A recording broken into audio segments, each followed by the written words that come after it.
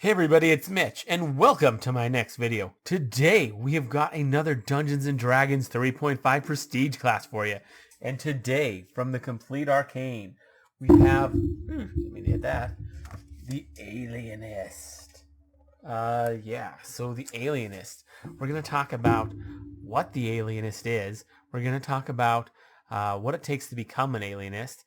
Then we're going to talk about what you get as an Alienist.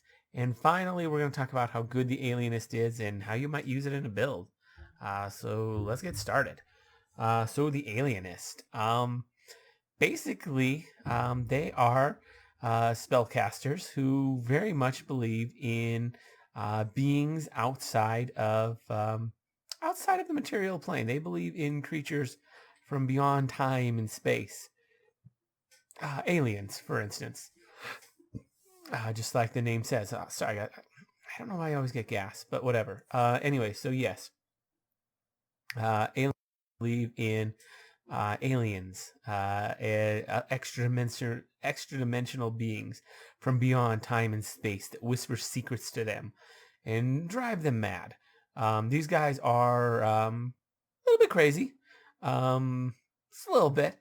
It's pretty obvious their inspiration was drawn very much from like a lot of like real life people who very much believe in aliens to some crazy extents. So yeah, that's kind of where these guys draw their inspiration from, interestingly enough. So yeah, just imagine some, and not just, they don't just believe, they like very, very certain. They're like, yeah, they actually are able to gain powers from their belief in aliens. So yeah, let's talk about what they get, or not what they get, how to get in, because honestly, what they are is fairly simple. I mean, it's complicated, but it's a familiar enough concept that it's easy to grasp. So yeah, requirements, non-lawful, makes sense. These guys are a little bit nutso, so might be it makes some sense that you know, not lawful. Um, Knowledge of planes, 8 ranks. Yeah, that makes a lot of sense. The planes is about as close to outer space as you're going to get in 3.5, so makes sense that they would have to know a little bit about that. Feats, Augment, Summoning. These guys are actually a bit of a summoning class, so yeah, that makes sense. Spells able to cast at least one summoning spell of 3rd level or higher. Okay, easy enough. And special must have made peaceful contact with an alienist or pseudo-natural creature. So you have to have met another alienist or a pseudo-natural creature. So you can't just like become this. Like you have to be somewhat aware of aliens to some extent. Either somebody told you about them, or like another alienist told you about them, or you saw a pseudo-natural creature, which are basically the aliens of 3.5. It's only mentioned in the Complete Arcane. So yeah, that's what it takes to become one. So let's talk about what they get. So first off, they get a D4 hit dice. Not great, but same as the wizard. They get bad base attack bonus. Again, not great, but same as the wizard. Same as sorcerer too. Good will save, but bad fort and reflex save. Again, same as wizard and sorcerer. They're also going to get full casting, which is nice. So that'll let them keep up with wizard and sorcerer, and it doesn't have to be arcane either. They can be divine. They can be divine casters, and this will apply to divine casting as well. I don't recommend that though. It's bad. Base attack bonus and hit dice than what divine casters get, so you do take a bit of a hit. And yeah, there's other things too, which we'll get to in a sec. Let's see. No weapon and armor proficiency. So familiar abilities. This is another reason why better for arcane casters, because they have familiars. So basically, this class will stack with your arcane casting class for the purposes of determining how strong your familiar is. So your familiar will level up as you level up in this. So that's pretty nice, actually. Let's see. They get so familiar abilities. Summon alien. So Basically, what they get is anytime they try and summon a fiendish or celestial creature, so anything with a fiendish or celestial template, um, instead of those templates, it'll get the pseudo-natural template instead. They can still summon other things. It's just anytime that they're summoning something with a pseudo-natural template, not the fiendish or celestial template, it gets the pseudo-natural one instead. So they can't use the fiendish or celestial templates anymore. They give that up for access to pseudo-natural, which is somewhat comparable. Let's see, Alien Blessing. So at second level, they're going to get an Alien Blessing, which will give them a +1 to all their saves, which is nice. But they take a -2 to will, which isn't great. And that's the other reason I was get to on why you don't want this for a Divine Caster. It just doesn't work as well. That -2 hit to will, very significant for a Divine Caster. It's not so bad for an Arcane and for an Arcane caster. Yeah, it'll hurt their will save, but they get a +1 to save, so that actually balances out. Except then they just get a +1 to reflex and fort. So something. Meta Magic Secret.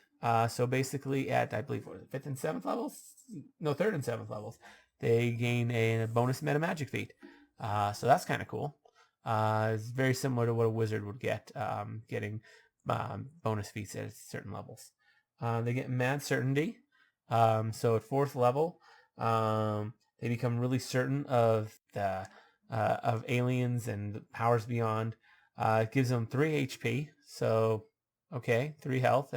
Effectively the toughness feat, which is very underpowered. And you're also going to take a -4 on bluff, diplomacy, and handle animal checks for anything that's not a pseudo-natural creature.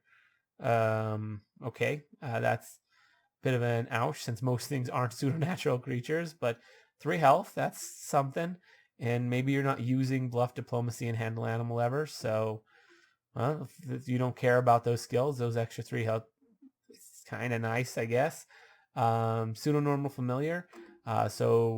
Starting at 5th level, your familiar will gain the pseudo-normal template. You are not replacing your familiar. Basically, what's been happening this whole time is your familiar has been slowly gaining pseudo-normal traits, and it's just only now that they're actually functional.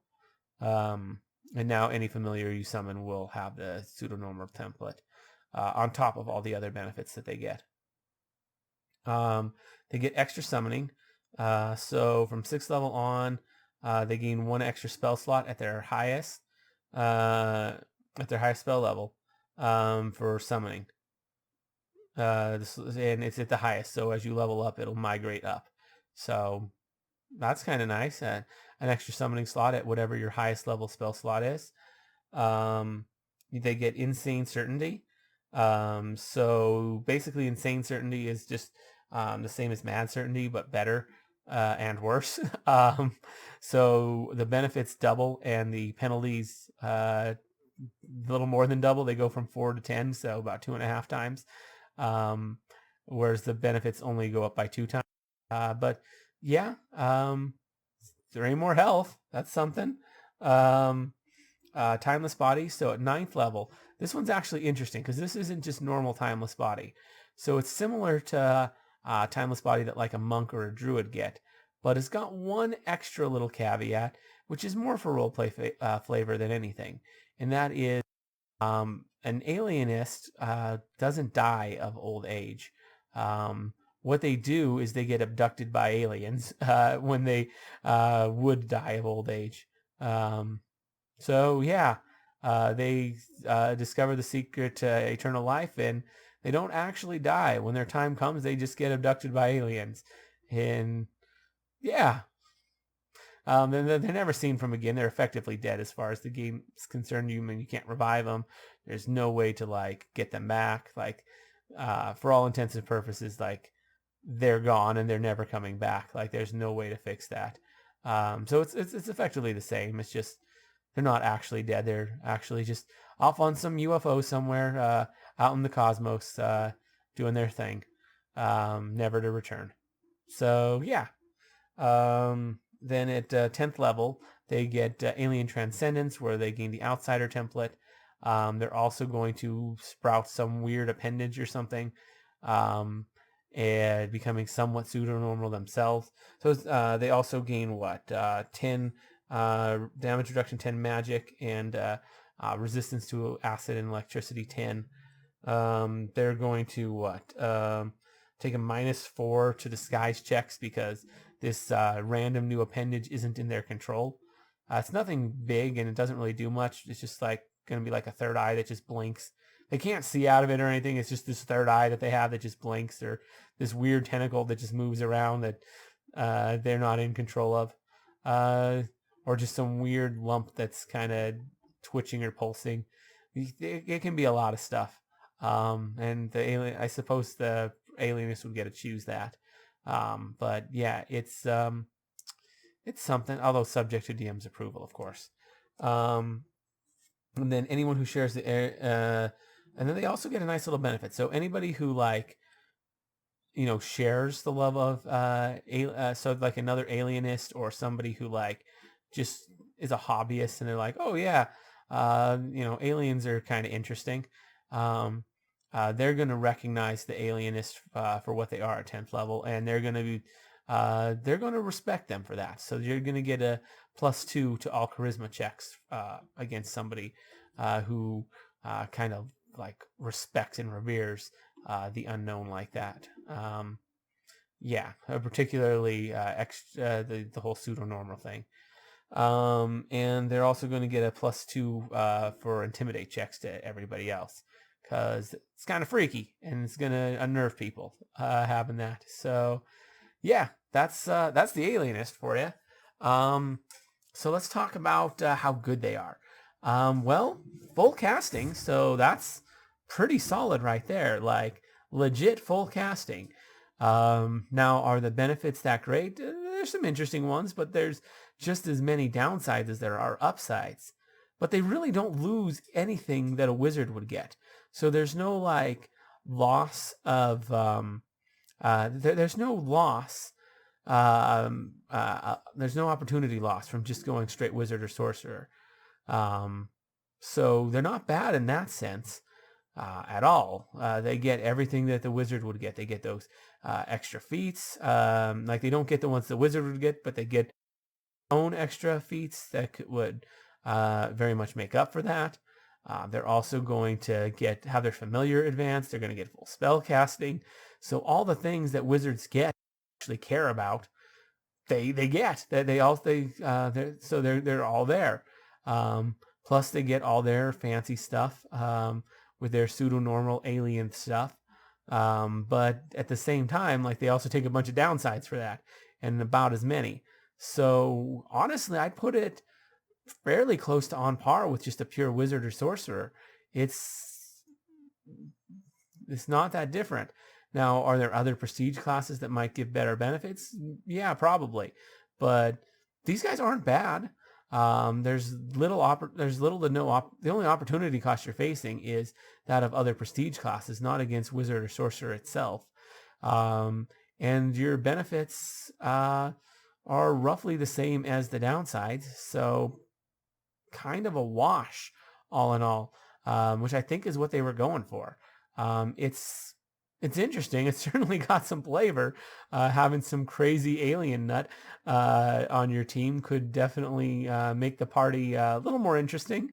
And they're going to serve the role of summoning wizard just as well as they would if they just went straight wizard. So, I mean, yeah, pretty decent. Let me know what you guys think down in the comments below. I always love hearing from you. If you enjoyed the video, consider giving it a like. Maybe subscribe to the channel for more D&D 3.5 content, because I do one of these on every single class, race, and prestige class in Dungeons & Dragons 3.5. So ring that notification bell so you never miss out on a video. Anyways, as always, I'm Mitch, and I'll be seeing you